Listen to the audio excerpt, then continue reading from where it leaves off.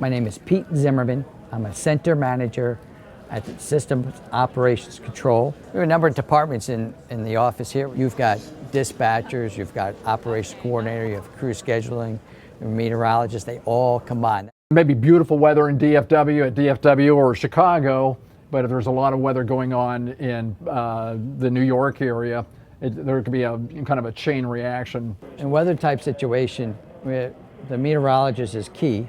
We have those in-house. So we're in discussion with them constantly. I'm Rob Hudson, I'm with WSI, and I forecast pretty much the most of the terminal weather for American across the U.S. My job's a lot different than the meteorologists on TV because their forecasts are public forecasts, and they're very, very general in nature. You know, there's a 30% chance of afternoon thunderstorms tomorrow, high temperature of 87, partly cloudy, that kind of thing.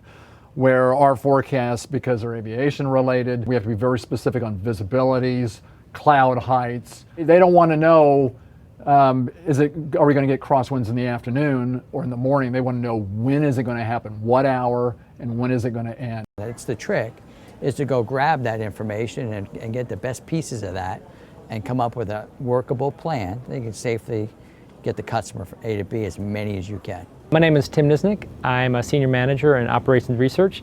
My group develops technology tools to help the operations make better decisions during the day of operations. We've given our operations folks the tools to say, how do I make sure that the delays that are being imposed on us impact the least number of passengers possible and have the littlest effect? When weather occurs at a station, we have the dispatchers watching that. My name's Terry Brodeen. I'm a flight dispatcher for American Airlines. So when the weather is impacting a big hub airport, so to speak, like DFW, or any of the New York airports where you have high demand and constricted airspace, the FAA can only do one thing, and that's slow the traffic. The FAA creates arrival slots, and they give us the arrival slots based on the number of flights that we have scheduled to go into that airport. It's analogous to if I'm driving to the airport and there's normally 2 lanes of traffic going to the airport every day, but for whatever reason one of those lanes of traffic gets shut down. So now everybody has to funnel to 1 lane. Well, on a highway, what happens is that the traffic merges and it starts to get slow and people start backing up, and pretty much you're in a stop and go situation. Well, the same scenario happens at an airport, but instead of having all the aircraft merge, obviously they can't stop and go. So rather than having them circle around the airport, they have them delayed up at their point of departure for a certain amount of time so they can meter the flow, they can meter the aircraft into that airport. Now what's interesting is that the FAA doesn't care what flight we assign to what slot.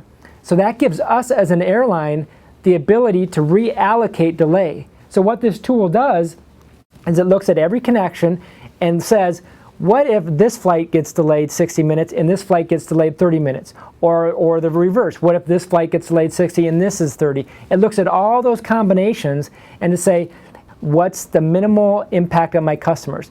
Example was this morning, one of our ops coordinators in our operations control center was using this tool, made some strategic delay decisions and reallocated the delay, and he was actually able to prevent about 45 international misconnects, and on one flight there were 15 people connecting to China, and he was able to get that delay reduced so those passengers are now going to make that connection. He was also able to reduce the domestic misconnects down to less than 50, starting from 300, and that's all to do with knowing who's on what flight and how delays are going to impact those passengers on that flight. Every day, somewhere in the system, we're being impacted by these ATC delays. And how we respond to those delays has a tremendous impact on our customers. So we know we're going to make every decision as best as we can, and the cumulative effect of those decisions is going to be what makes the difference between whether you choose to fly on our airline or a competitor.